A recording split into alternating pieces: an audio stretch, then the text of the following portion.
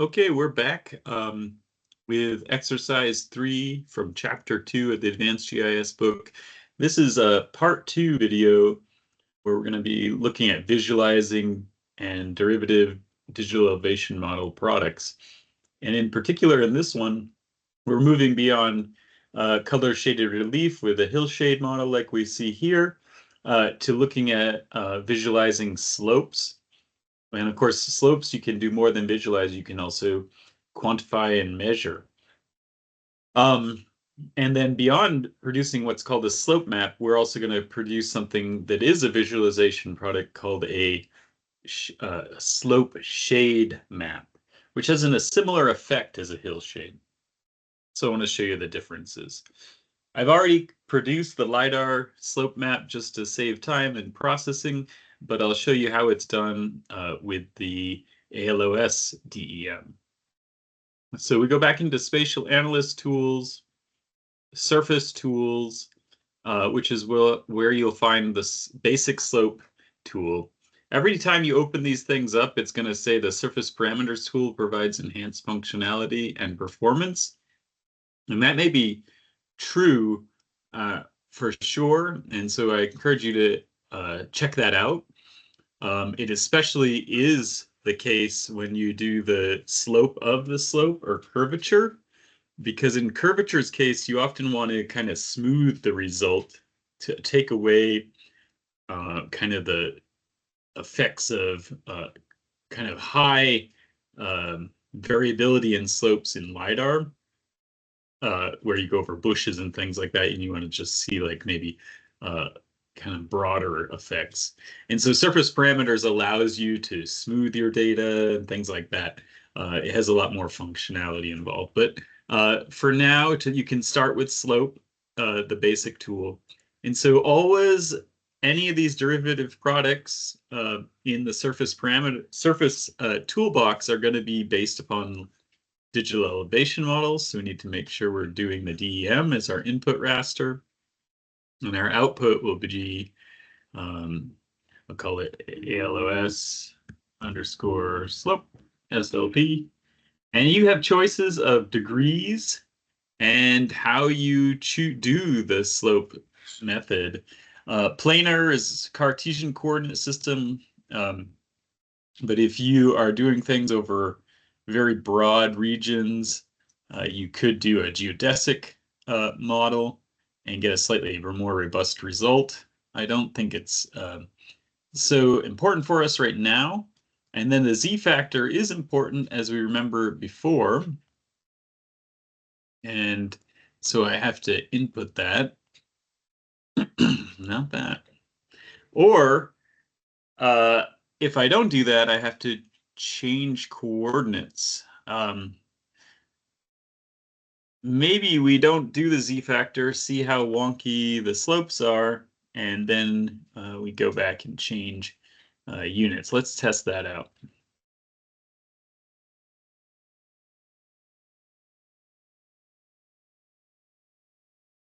Slope map looks broadly not that weird. Interesting. Let's try and run it after changing coordinates. So let's go to data management tools and go to project raster. So if we go from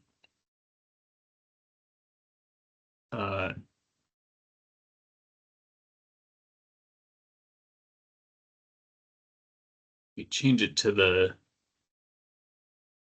so now we're going to go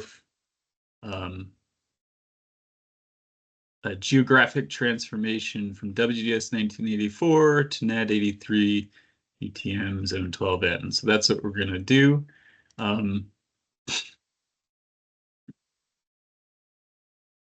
Now, these resampling techniques are somewhat important because they're more some of them are more sophisticated than the other.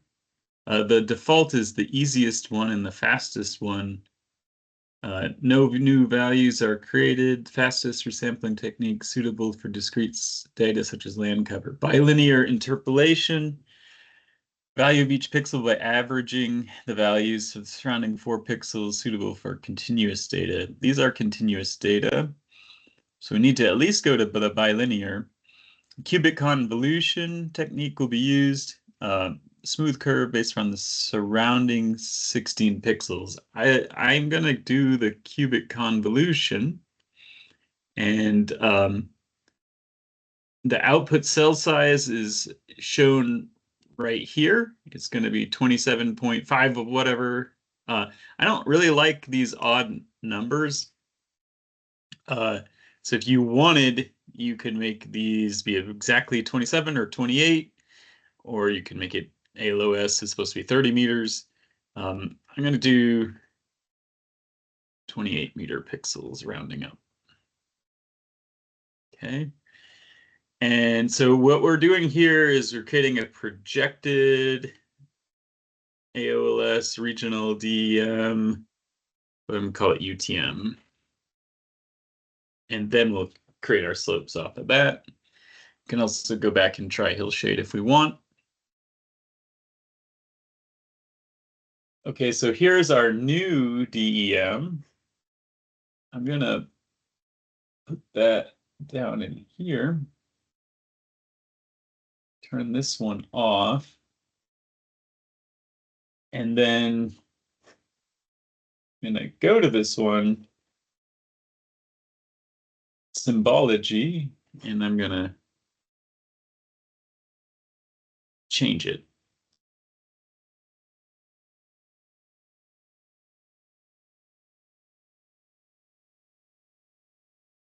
Okay. So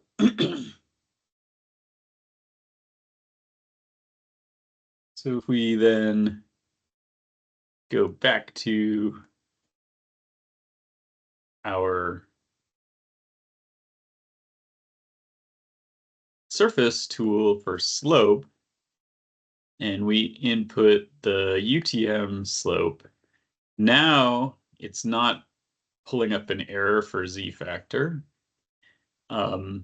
Not sure how impressed you're going to be with the difference in result for this, but this first one shouldn't be very good given that we were not correcting for the Z factor. So I'm going to remove that. I'm going to call this slope ALOS UTM. And I'll run that.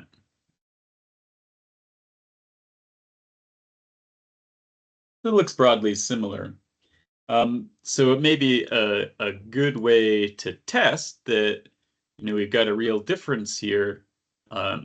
Something go back to the surface tool of hillshade, which you ran earlier in part 1. And if we put back in the regional DEM and run the hillshade without a Z factor change, that should give us a good looking hillshade now. Let's see if that's true. Is it?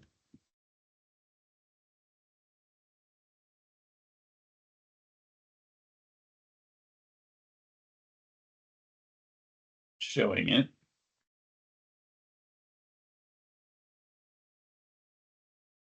Oh, there it is. Okay. Yeah. So it looks like a pretty normal hillshade. Yeah, that looks good. How does it look in comparison to the other one? Turn this back on. Turn that off. Yeah, it looks pretty similar. The other one's got a transparency on it. Okay, so you see that we've converted the units, and now we don't need that Z factor. I'm going to remove that one. Turn back on my slope. I'm going to move that into the low resolution area here. Okay, so this is what these are categorized slopes in degrees here. So if I go to symbology, You can see that it's 11 classes of slope in degrees. And so steep slopes, cliffs are this color, and so on and so forth. That's one way to show slopes through slope classes. And if you wanted to be more discreet about it, you could do something like this. It used to be that ArcGIS would do, I think, slope maps that looked more like this, where low slopes were green and high slopes were red, and it's kind of psychedelic. So this is what we call a slope map. All of these are digital, not DEMs. They're all slope rasters. Basically, all that means is that if we say to profile this thing, the values we get are slope. If I click on a pixel, it just tells me that it's a 4-degree slope on that pixel. If I click on this one that's in red, it tells me it's a almost 40-degree slope. Okay, and we're just coloring it in different ways. And you can change it to stretch. Okay, and then here it looks wonky. It's dark where it's low slope, and it's bright where it's high slope. But check this out. If I click invert, so make it wherever it's low slope, it's going to become light, and it's going to become shaded wherever it's high slope. This is what we call a slope shade model, where we have steep slopes as shaded and flat surfaces as white. And this looks, in some ways, quite similar to a hillshade. If I put the hillshade over the top of it, and I'm going to turn the transparency off on that hillshade. Okay, there are differences, right? So here's the hillshade. And turn it off. Now watch to the slope shade. They show some things similarly, but some things different. There's directional bias in the hillshade, right, where some sides are light and others are dark. That directional bias goes away in the slope shade, which allows us to see some canyon fingers better in the slope shade than the hillshade. But then on the other side of the trade-off, you can see a lot of detail out at the bottom of the mountain here, what we call the Piedmont, the foot of the mountain. You can see these alluvial fans in the hillshade. Now check out the slope shade. Not so much. And so there's trade-offs between these two images, hillshade versus slope shade. But both are good visualization tools for shaded relief, right? This is our slope shade. I can go back to a 40% transparency. Oh, sorry. Click on the slope. Go to 40% transparency. And then turn on the regional DEM. And we do have a pretty nice shaded relief, color shaded relief model with a slope shade. And go back to this other one, give it a 40% transparency, turn this one off. Okay, so we can go back and forth between those. Anyways, yeah, so slope shade can be used to make shaded relief as well. Okay, so just to kind of reiterate, I'm going to turn the low res off, turn the high res on. So there was our shaded relief with a hillshade model.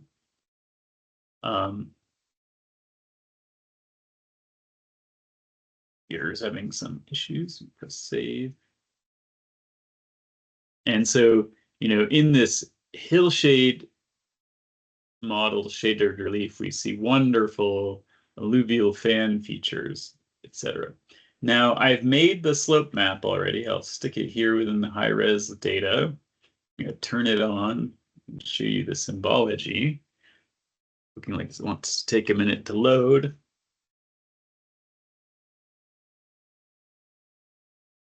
And so the slope shade shows you quite a bit as well. It shows some things in the alluvial fan here, but some things not as well as the hillshade model. In some ways, maybe it's better for showing equal hillside kind of slope angles and things like that. And so, what you prefer is what you prefer for these types of relief models, but slope shade is another option besides hillshade. Okay, now this one that I've been showing you is actually that classified slope, and it's going from one direction of color to the other, from light to dark. So that's why it has a slope shade effect, but technically it's not a slope shade really until I go to stretched and then invert. And then the reason to do that is then you have some tuning capabilities in your slope shade. So here's our wonderful slope shade for this alluvial fan that we were looking at. You can see that it shows us some of the channels, it shows us these fault scarps, but it's maybe not as detailed as you want down here, but you can adjust that. So we can go to like standard deviation.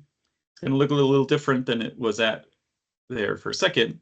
If I go to just one standard deviation of this range of slopes, it actually enhances these low slope areas and makes them look more rugged. And so you can see some topographic difference. It's like, wow, look at that earthquake fault scarp right there. Here's another one. On the other hand, if I go to more standard deviation, it's going to smooth this out. And maybe it doesn't look as impressive, but that's going to allow me to go to these higher relief parts of the landscape. Stand by for it. Again, I probably needed to create some pyramids here, but you can then look at some of the details of these cliffs and not get it so shadowed out. Maybe even need to go more to like look at those cliffs without kind of everything getting too saturated in the slopes. But then that kind of lessens the effect down here in the low topography. So you have some tunability with that slope shade by playing around with the histogram and how that data is stretched across there. Similarly, right, we can do transparency here. And I could go back to this really detailed stuff down here.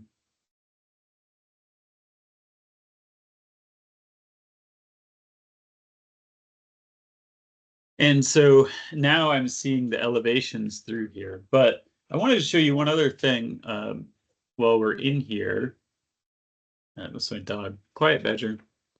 And so then what you can do here, now I'm looking at the symbology for the underlying LiDAR and the colors there, because we're not right now looking over many different elevations, it's kind of all one color.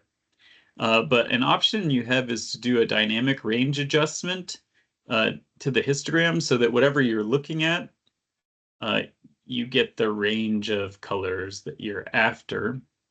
And then that shows you a bit more details about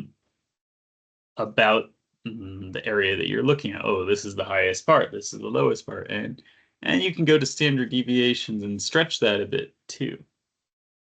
Right, so now it's at 2. If I go to 1, what does that do? Oh, you can see kind of some different colors throughout there. This becomes a really big, kind of maybe more important thing when we get into really valley bottom sort of situations. Now we got to give it a minute because it's doing some math on it. But here, this area is pretty much flat. But now with this dynamic range effect, you can see this channel really quite interestingly and clearly going out into this flat area.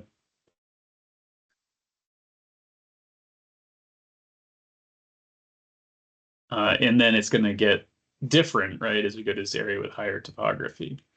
And so this dynamic range can be quite helpful.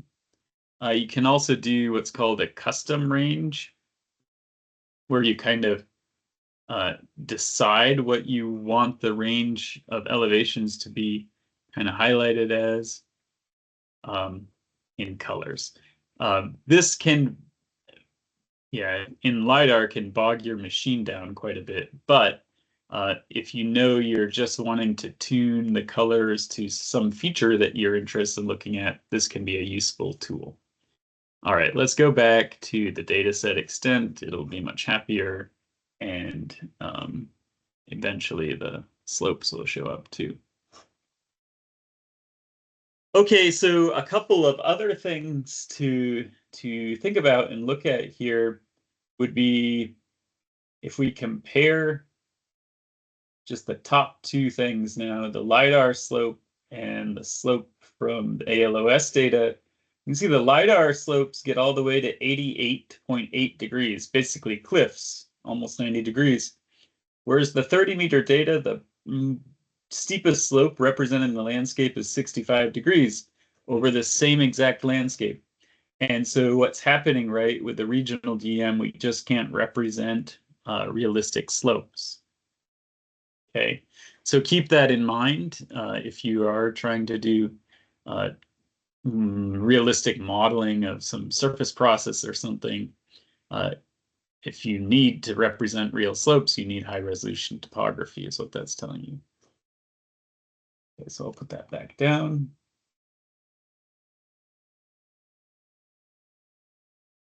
Okay, so let's see, slope shade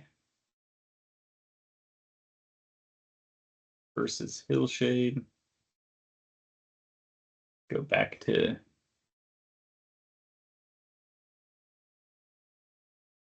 turn it off.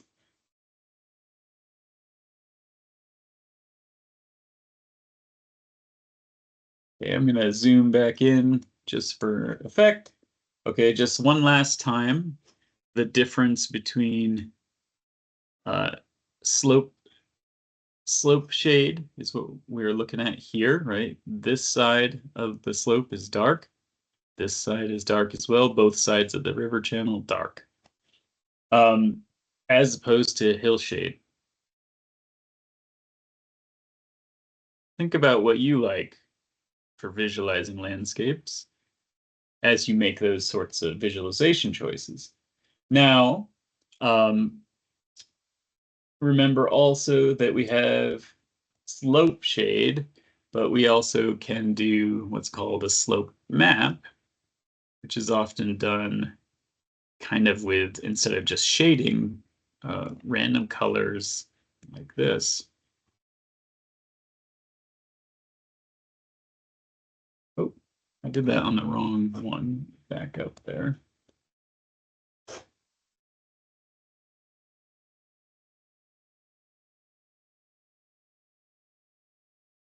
So yeah, so this would be a slope map, right? Where it's not about shading, it's about coloring by various slopes. Okay. Now I've inverted it from what it should be here, right? Usually it's red is high slope. And so then we can see really different effects, right? Of one, here we can see that this slope is much bigger than this side of the river valley.